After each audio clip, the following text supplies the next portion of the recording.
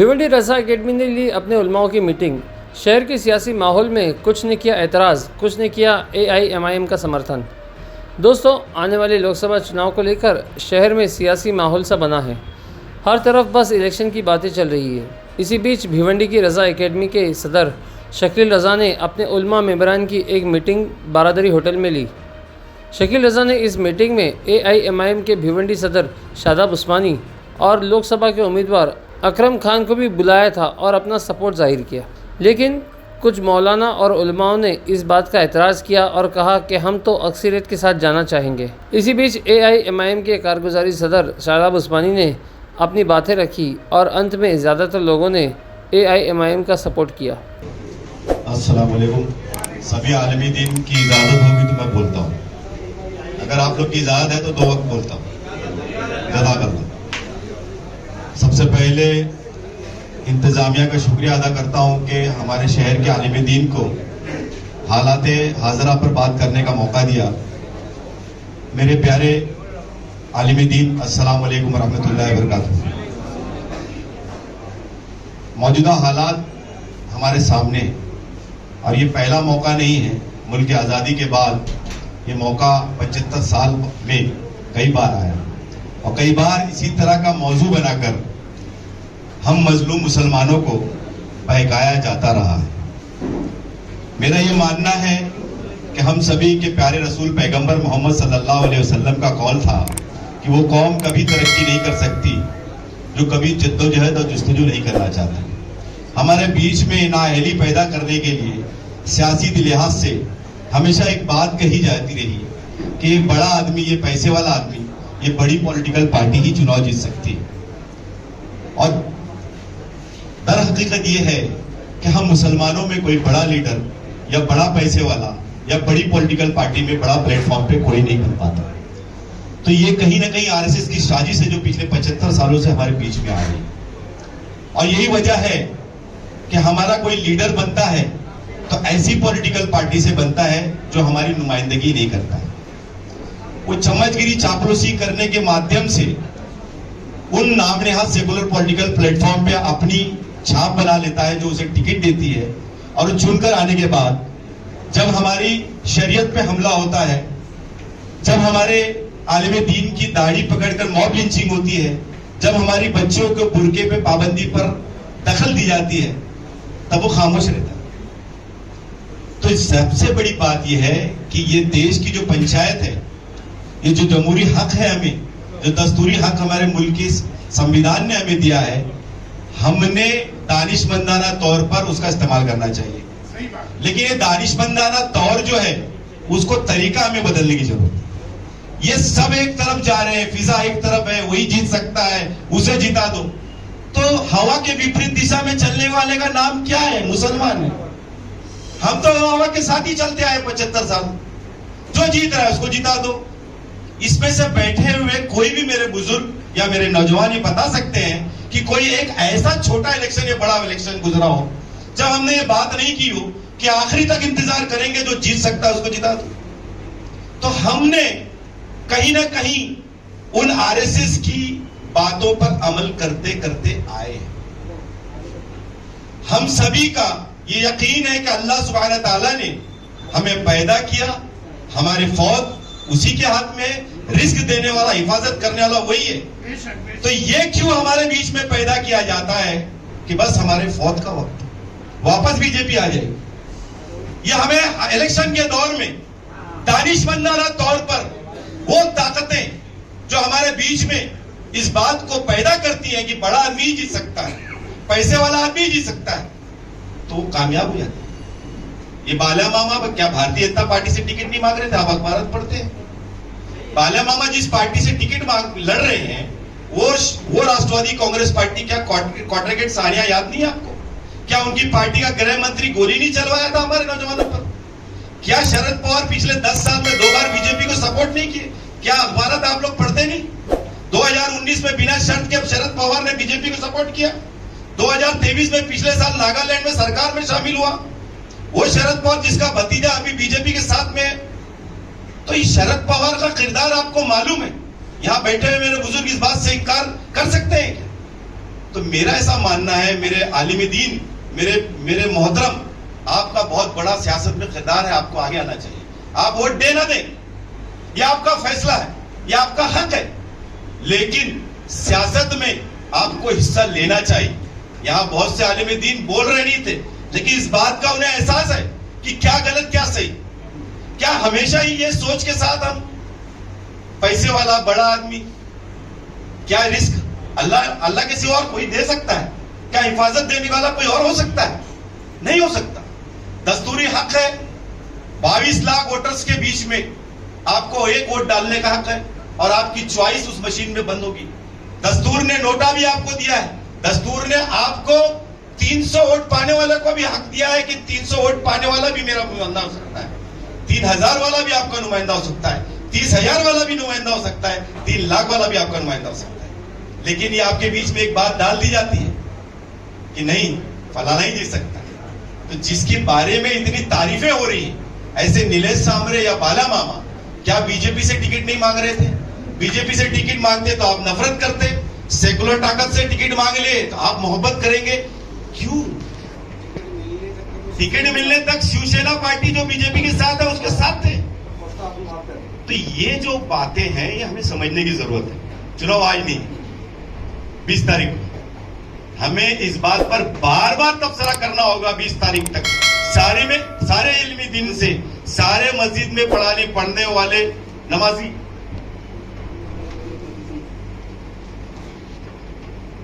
सारे नमाजियों से हमें चर्चा करना चाहिए। और ये अच्छी बात है, हम ये देखते हैं मेरे कायद बैरिस्टर असदुल ओवैसी साहब रियासत तेलंगाना के हैदराबाद स्टेट में मस्जिद में मेंबर पे खड़े होकर सियासी बयान करते हैं। क्यों करते हैं? क्योंकि सारे आलिम दीन जो है इस बात से इत्तेफाक रखते हैं कि सियासत में आलिम दीन का भी हिस्सा होना चाहिए।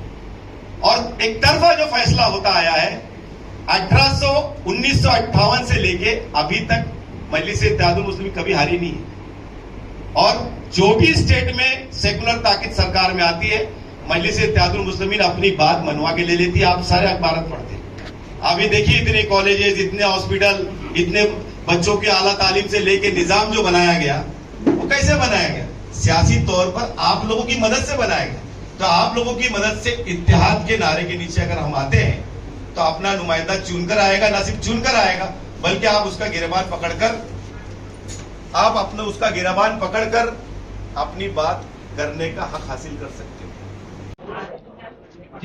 जितने कैंडिडेट खड़े थे तो उनमें से एक बीजेपी वाला, एक एनसीपी वाला और एक आज़ाद, ये तीनों की बात चल रही थी।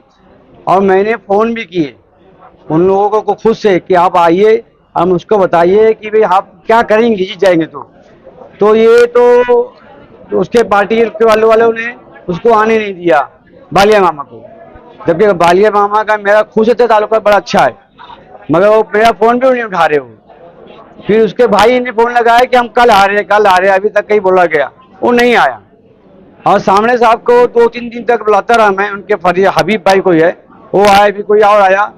एक दिन मैंने फ़ोन लगाया कि आप आएंगे कि नहीं आएंगे, तो उसने काफ़ी बदतमीजी की, सामने ने फ़ोन पे मुझसे बदतमीजी की। तो मैंने वो जितने बूढ़े हैं, हबीब है, सबको उसकी शिकायत करी कि ये अभी बदतमीजी कर रहा है, जीतने के बाद तो मारेगा पकड़ के। इसकी शिकायत उसी वक्त सबको किया मैं। वो मैंने फ़ोन लगाया उसको कि भाई आपके अभी तक आदमी पहुँचे नहीं है, हमको जल्दी फैसला करना है, कुछ बोलने का। तो बोले वो हबीब को मिलो, और काट दिया। इतने बदतमीजी से बात किया।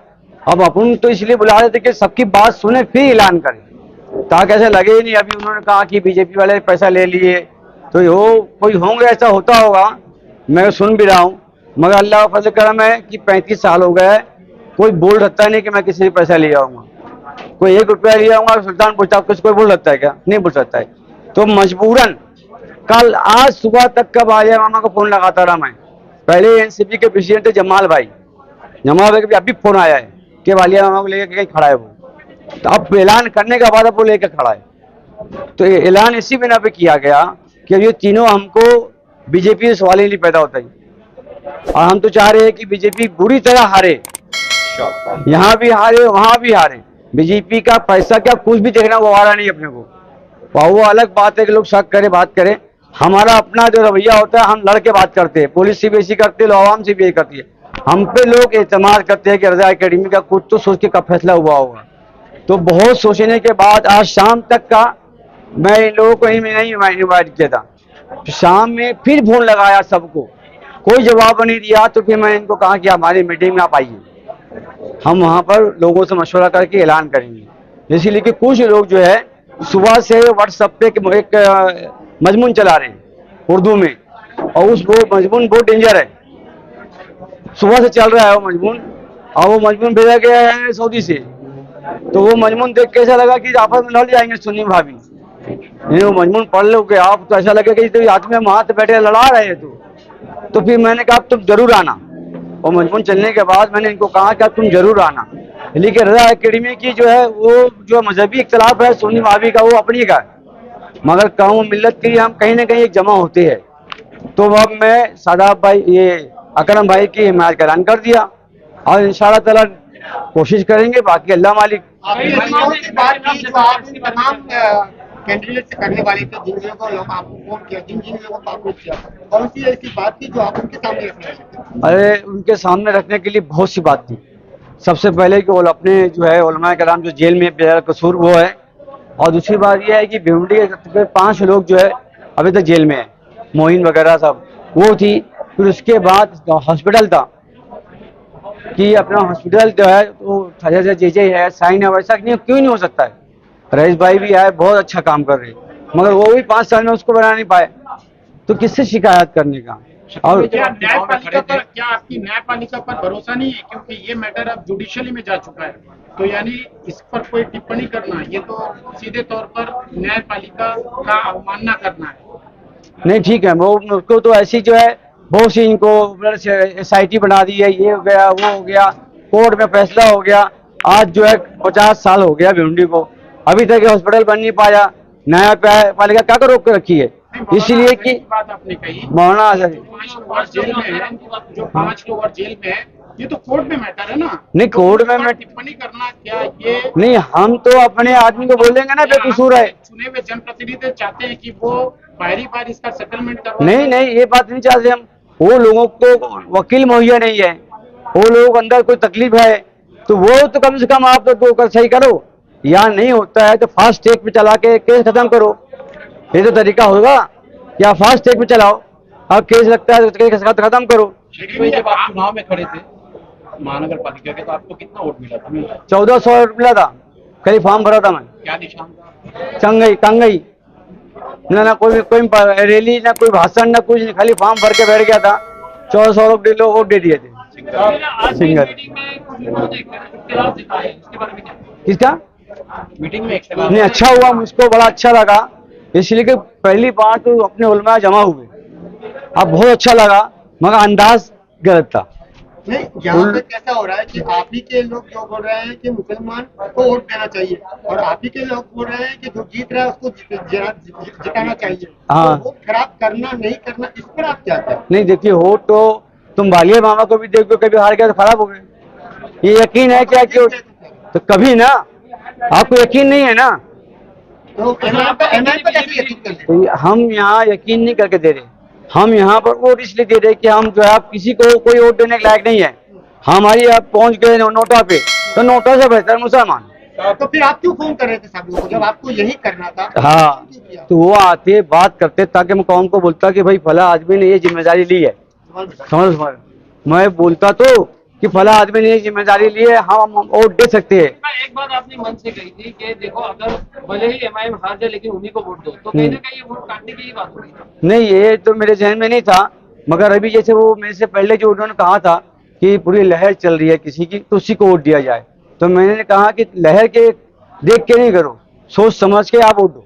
शकील भाई, ये बताइए कि 4 दिन पहले MDF महाराष्ट्र डेमोक्रेटिक फ्रंट के बैनर तले कई उलमाओं ने, भिवंडी शहर के कई उलमाओं ने अपनी मांगों को लेकर जो है बालिया मामा को समर्थन किया, तो आपने उनसे मतलब कांटेक्ट करने की कोशिश क्यों नहीं? अब उनसे मैं कैसे कांटेक्ट करूँ, वो कौन लोग है मेरे को मालूम ही नहीं है। मैं तो डायरेक्ट जो कैंडिडेट है उससे कांटेक्ट करूंगा ना।